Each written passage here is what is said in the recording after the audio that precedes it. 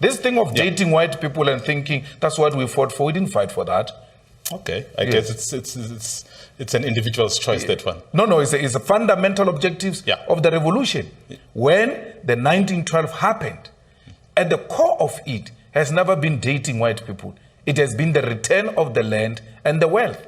At the core of the differences in the revolution in the after the adoption of the Freedom Charter, the differences were based on what were the strategic objective of the revolution, and others felt the leadership betrayed those. I didn't join politics for personal glorification and positions.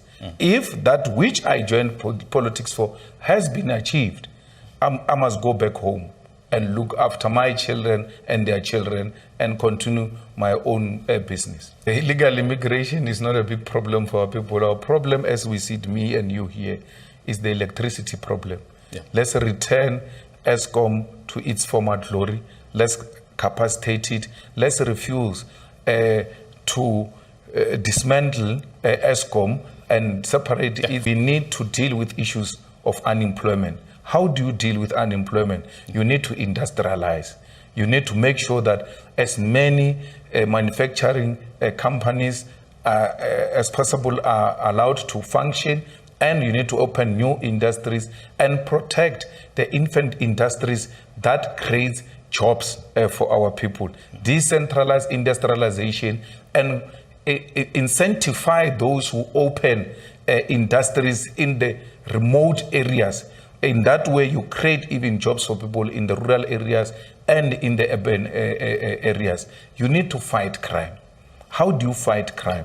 You need to liberate the generals of the police, not necessarily police, from the criminal syndicate. You need to remove the leadership of the police from the payroll of criminals. One man once told me that the people who get arrested for committing crime is because they don't commit it with the police. If you want to commit crime, you have to work with the police for you to be successful. We've got highly sophisticated and capacitated police in South Africa who cannot be defeated by anything. Once you see them not catching the suspects, you must know that somehow their leadership is involved in the crimes. Where they are not involved, they execute and they make sure that they deliver to our people. Then we need to give our people land. I mean, if you listen to the Premier of Gauteng saying, yes, we give RDP houses, but we need to start giving people pockets of land. That is an acknowledgement that a lot of our people don't need these glorified shacks called RDPs. They need a piece of land. And don't just give them a small piece of land. Give them more than what apartheid government gave poor Afrikaners. If you go to every dorpie, there were RDP houses of apartheid, that was given to white poor people. Those yards of those people, of those poor whites, compared to the RDP houses that were given to our people now, the pieces of land that were given to our people through RDP houses, they go 3 times into those yards. What are you going to do? Because that should be a start, so that when we empower you and you can build a house of your own, you should be able to expand in your own yard. But the RDP has occupied the whole land. You will never expand. So give our people land, make health work, revive the public health, and make education fashionable and quality education. There's no an uncontrollable crime committed by illegal immigrants. Percentage-wise, is not correct. What is your biggest crime? Is contact crime that is being committed? Is GBV, cash in transit, haste, and all those manner of crimes? Go and check who's committing those crimes. Go and check who's committing GBV in this country. Go and check who's marking people here in Johannesburg. So it's not entirely correct. Yes, there are illegal immigrants that commit crime in South Africa, but it's not out of hand. It is not an issue that is uncontrollable. And that's how we are going to get defeated when we deal with crime, if we don't make a proper diagnosis. And the diagnostic report that said illegal immigrants are the ones who are committing crime is going to lead into a wrong prescription of how we solve this illness. So there's no such a problem. Secondly, everybody must have documents. Even me, I'm not an illegal immigrant. I've got documents of being a South African. I've got an address. Let's regularize these so-called illegal immigrants who are here. Many of them are here because they are seeking asylum. Many of them are here because of political reasons. Many of them are here because of economic reasons that are happening in their countries. I'm not going to join a chorus that says we need to push them away.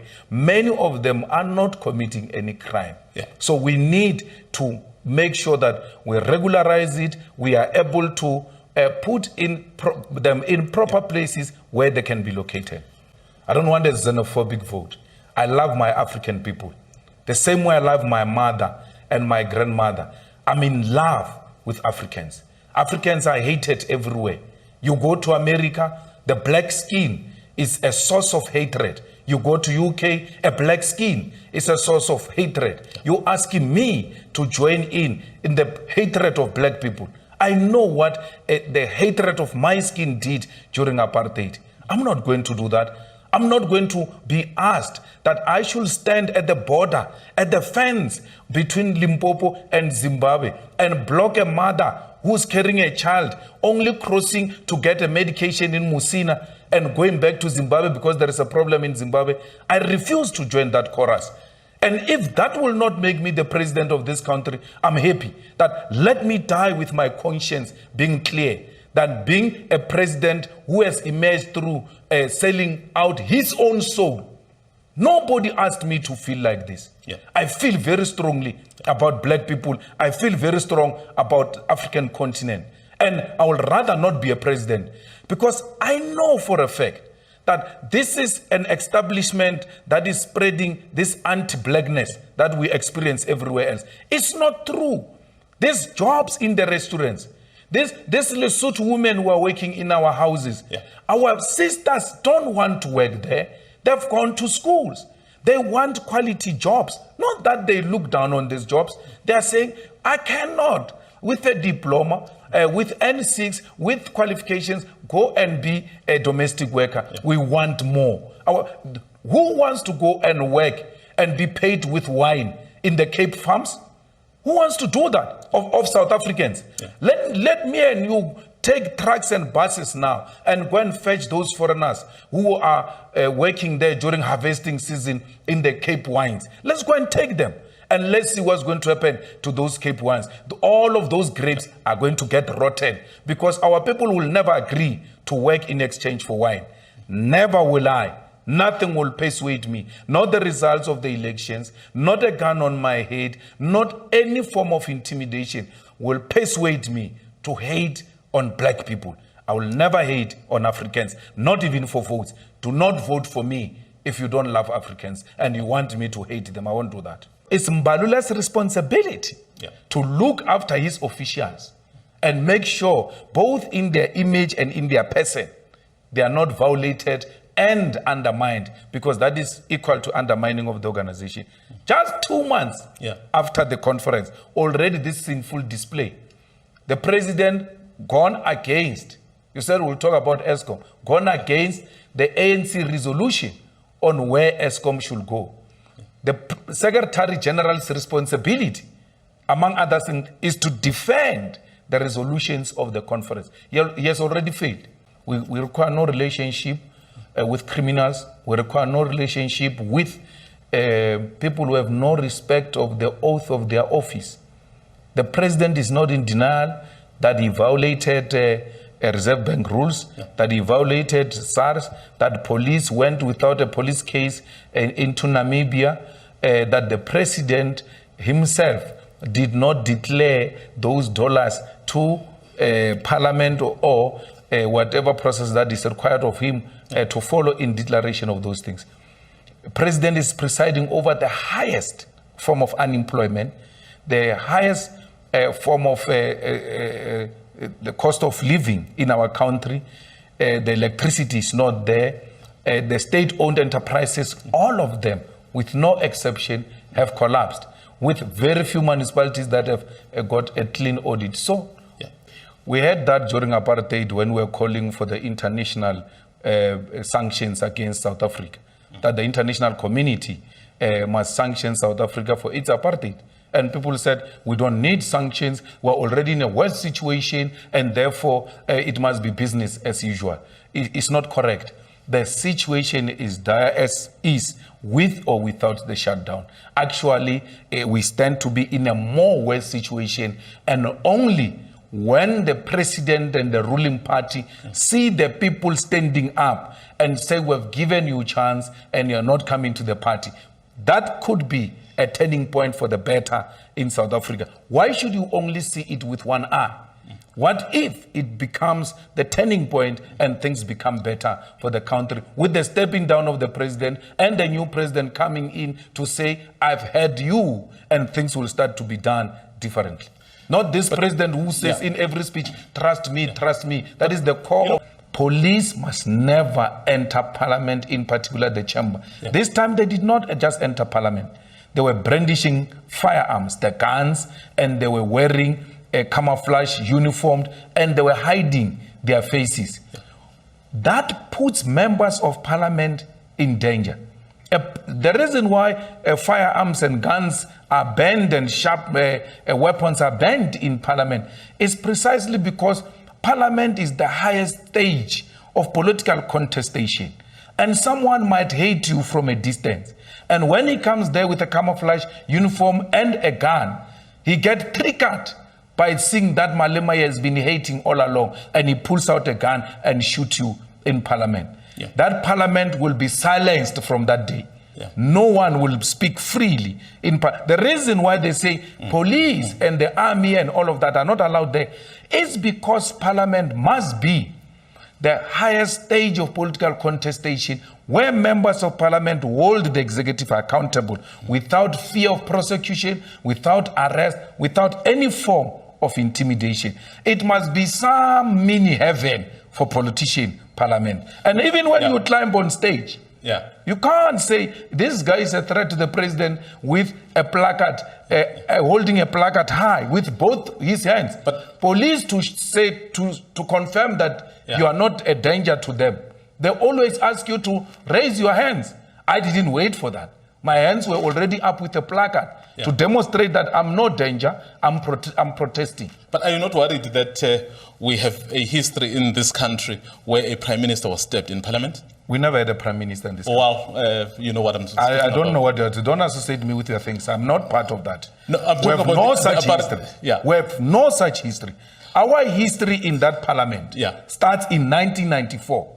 Okay. Do not tell me about the history I know nothing about. Our history and my president of this country came into being in 1994.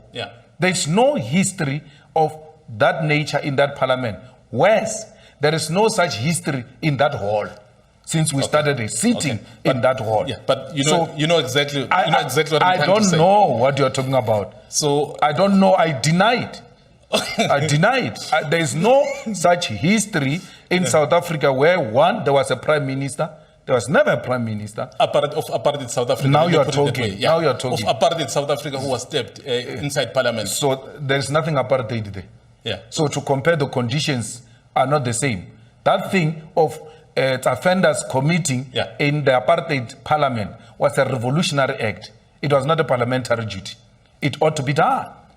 And that makes offenders a revolutionary. So we would not do that in that parliament. And that parliament can never be. It's actually offensive for us to compare that parliament with an apartheid parliament. The two cannot be the same. And therefore cannot be compared. I get your point. We have reached a point in the continent where election must not be a source of violence. Election must be a source of expression of the will of the people, and that will must be defended. Elections must never be used as a source to pick up guns. At 55, if it was my will, I must go. I've been here from when I was very young. I know no life. I want to also experience life before I die. So 55 would have meant I've been in politics more than many other people who were older than me. On you contesting again? I'm looking at the map of the union building. What are the exits, the entrances, and all of that, and practicing, because that's where I'm going. Well.